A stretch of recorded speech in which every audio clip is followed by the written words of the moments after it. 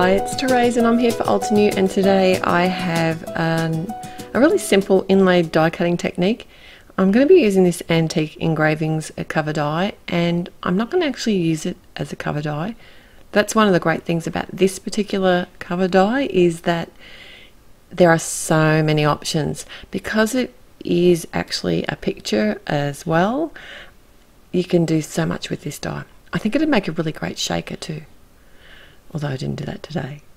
I'm just going to be using a portion of the image, and it's just the floral portion, or the upper part of the floral portion of this image.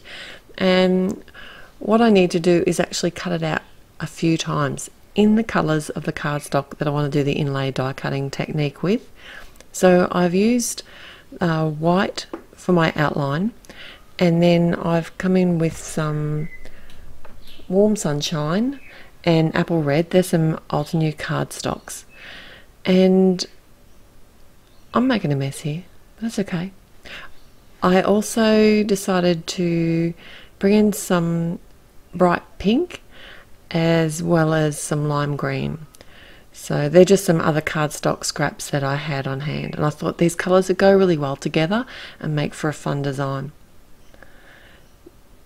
I am trying to keep, I wasn't very organised because I think I wasn't 100% sure what I was going to do, so I wasn't very organised with the way that I stored these pieces, but that's okay. I have a top folding card that I'm attaching a piece of Lagoon cardstock to, and now I've got my liquid glue. This is medium matte, multi-medium matte, and I'm just putting little dots of that behind the white die cut border, and this is going to give me like the well for my jigsaw puzzle. It's going to help me put all the pieces together. It doesn't matter that it's hanging over the edges yet, we'll fix that later on once it's all dry. Now, to adhere my pieces, I have the liquid glue yet again, and I'm just putting a little bit in the holes or in the jigsaw puzzle pieces, and I'm making sure not to put too much. Because this is a really strong glue, you don't need a lot. Then I'm just going over to my die cut, and this was probably the easiest part because I had left the green cardstock within the die cut, so that made it really easy here. And I was just able to pick up the appropriate sort of pieces of the leaves from the die cut and add them to the jigsaw puzzle with I'll use my craft knife. I also came in with my katana tool and my pokey tool. I used all the tools. I might have even got the tweezers out, I can't remember. I had pieces of paper going everywhere. So this is the part of, oh look, I'm missing that little white piece there. And I did edit this out, but I had to search my bin for that little piece. I was looking oh look, I was so excited when I found out I didn't have to re-die cut the whole thing. Anyway, I have 3 cards that I've made using this particular die cut, and one of the cards actually uses leftover pieces from this particular card here.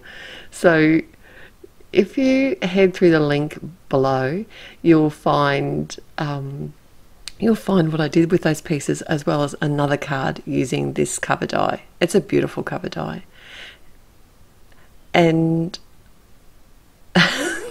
you see the mess that I've got here.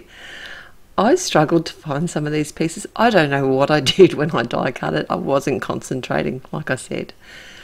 But I didn't have to actually recut any of them. I managed to find pieces for all those tiny little die cuts. So if you do recreate this card, please be a little bit more vigilant than I was.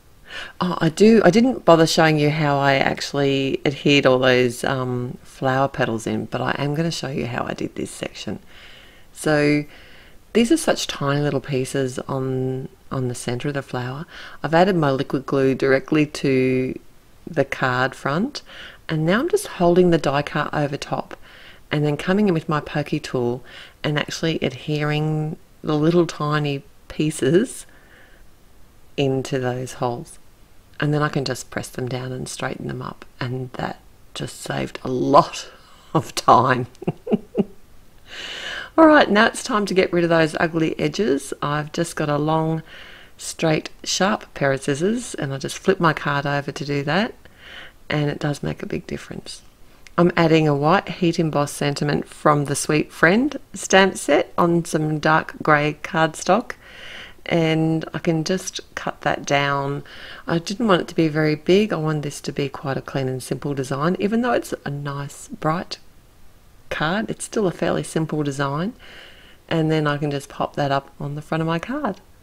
So thanks so much for joining me today. Don't forget to like this video and subscribe to the channel. Till next time, have a great day. Bye.